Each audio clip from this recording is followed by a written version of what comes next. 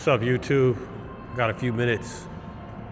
I want to hop on here real quick, give you all my thoughts. As y'all can see, I'm out for my birthday. Probably got freshened up so I look presentable. Tired of looking beat on camera. It's one of our favorite places.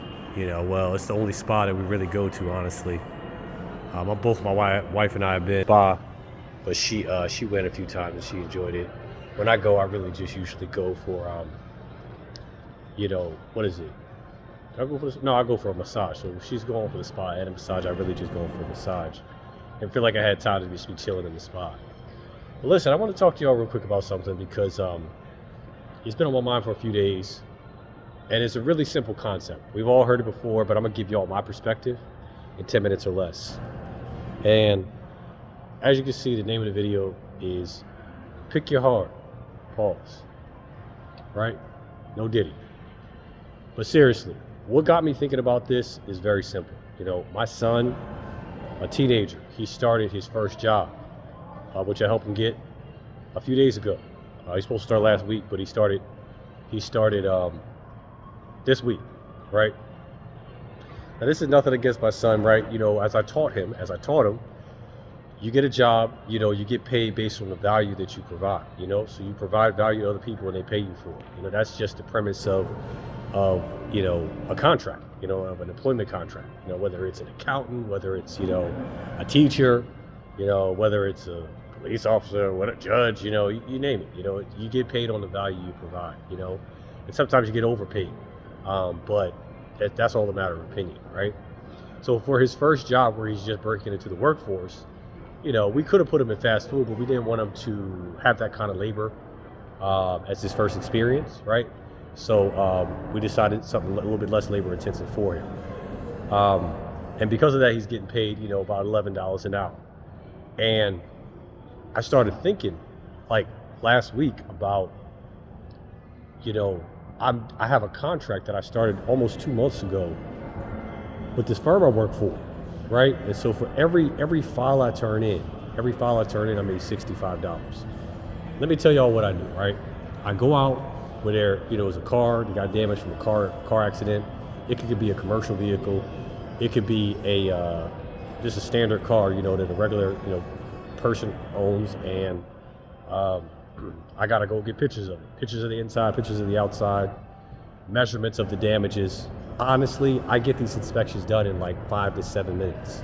They're so fast, they're so quick. I upload the pictures to Dropbox when I get home.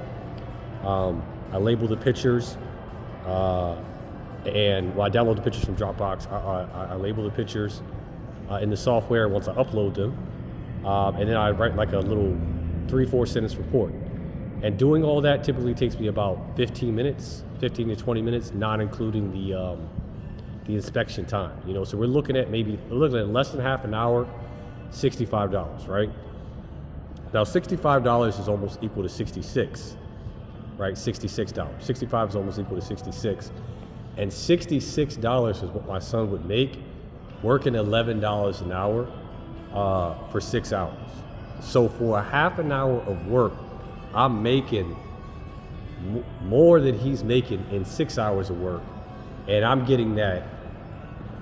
Technically it's gross like him, but I'm getting all of it up front. I take care of my taxes, myself as an independent contractor and a licensed adjuster, which is what I am, right? So I didn't bring this up to flex. I brought this up to make a very obvious point. Not that my son should be doing what I'm doing, but number one, the company that I work for, they are looking for people. They are looking for people for work. There's a lot of work that comes in, and I just cannot keep up with all of it because, like I said, I'm a licensed adjuster. And what I'm trying to do is make a clean break from doing full-time adjusting, to just handling these inspections. And I'll tell you why, which is the whole premise of this video, right? I ran the math last week. I was talking with my wife about it, and it was very simple, right? $65 an hour. I'm sorry, 65 an inspection, right? Takes me about less than 30 minutes to do, not including travel time, right? And then on top of that, if I do 10 of those in like a week, right? I'm making $650 for the week, right? If I do 20 of those in a week, I'm making 1,300 for the week. If I do, 40 of those in a week, I'm making like, what is that? 2,600. Sorry, not 40 of those in a week. If I do 40 of those in a month, I'm making about $10,400 for the month. Now, I've done this math a few times. I'm pretty sure it's accurate. If I'm a little bit off, forgive me, but I'm pretty sure that my math says that if I do 40 of these in a month at $65 a job, I'm making about $10,400 for the month. My expenses are maybe about half of that for the month. So I'm making, maybe a little bit more, but the bottom line is like I would have several $1,000s left after doing these inspections, which takes roughly a half an hour to complete the entire file. And I would not have to, come home, be up late doing these, full page reports. Some of the reports I do on adjusting, they're like 5, 6, 7 pages. I wouldn't have to spend hours writing these large estimates. The only trade-off would be like, it's a lot of work, like traveling from place to place. It's a lot of work, it's a lot of work. Because like the thing is, I stay pretty local to my area, where I live. I live in Philly, but it's just like Philly and the surrounding areas. I don't really have to go too far outside of it. I never have to go like an hour or so. And if it's too far, then I can just tell them like, hey, I don't want it. But I was talking with Claims Dispatch, the dispatch team who dispatches the claims to me. I was like, look, I was running the math. It makes more sense for me to do these than for me to be doing adjusted full time. Like the math just makes more sense. It's more consistent, definite income. I got this variable that doesn't change, and that's the $65 a job. So if I do 10 in a week, like I said, that's $650. If I do 20 in a week, right? 20 in a week, that's that's $1,300. So I would have to do like 40 in a week, I believe, not a month, 40 in a week, 40 per week, every week, in order to knock out that $10,400 a month. But that would allow me to do a lot of things, and it just makes a lot more sense than adjusting, which I've been doing for 10 years. The need is there, the volume is there. And I talked to dispatch, and they said to me, hey, we could give you 40 to 50 a week. We've seen our other adjusters max out at that volume, so that's the max that once you show us you can handle a set amount on a certain volume, that's what we're going to give you.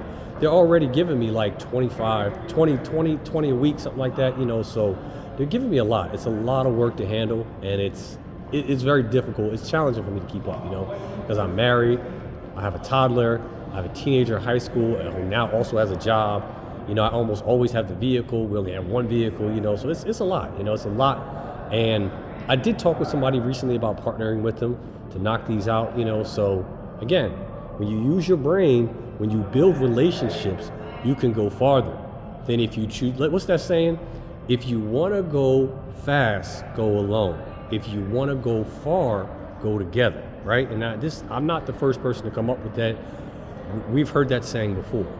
But the truth is, I think I absolutely will take this guy who offered to partner with me. I will take him up on his offer. What value does he get? He even offered us. He even recommended a split. He said, "I'll work for you. I'll do X, Y, and Z. I'll go get the pictures. And you just label it. We do 60-40." And it's like, how many do I have in the chamber right now? I got like 17, 18 in the chamber right now, and I'll get to maybe like 4 to 5 on Saturday. But that's still 13 or so outstanding, and I need to get this money, what I'm saying? And I'm trying to, and I still have full claims to handle, as an insurance adjuster. So, it makes sense for me to partner with somebody who can help me speed it up, as long as he shows me that he can actually do what it is that I need him to do, At the end of the day, it doesn't really matter who's doing these inspections, what I'm saying? Like, what matters is, can you do the job right, what I'm saying? I'm not a licensed auto appraiser, so, and I'm not doing licensed auto appraisal work. I'm literally just gathering the facts and submitting them, Ultimately, what matters is, is the correct information being gathered. That's what really matters, So I may partner with this guy, I may not, but the bottom line is, the company's looking for work. People in life really have to think like, Do I want to work hard? Do I want to work smart? You know, I've been doing adjusting for 10 years, for example.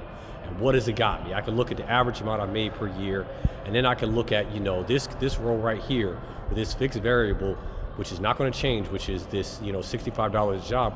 How much am I, you know, going to make per month average if I could bang out that 40 a week? You know, what kind of time would it cost me to do the 40 a week? Am I really able to manage 40 a week? Is 30 a week more, you know, more realistic, you know? These are all things that I'm still considering, I'm still working through, but, you know, in life we have to make smart choices, you know, because every day is a gift, but, you know, with that gift comes, you know, the requirement to be responsible with the time that we have. You know, everybody, you know, not everybody, but, you know, plenty of people want to be an adult, but when it comes to being an adult, you know, you're responsible for the choices you make. And I'm gonna close with this, right? I have another YouTube video in the chamber I'm gonna get to sooner or later.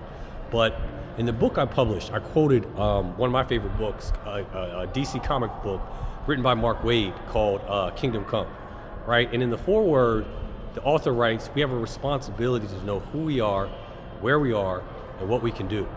And to do, or to choose to do, or to choose not to do those things,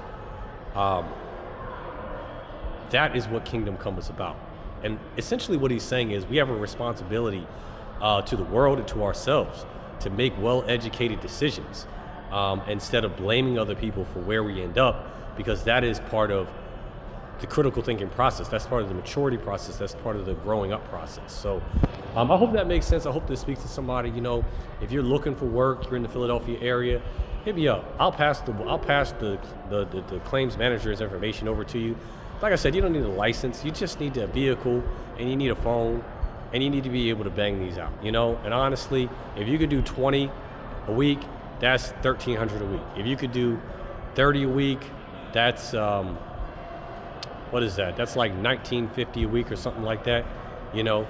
And then, yeah, you're doing 40 a week, you know, I think that's like 2,600, something like that. So you could definitely change your life, you know, with doing this role. And honestly, like as a licensed adjuster, this might be the sweetest opportunity I've seen in a long time when you look at what you have to put in versus what you can get out and the sheer volume out there.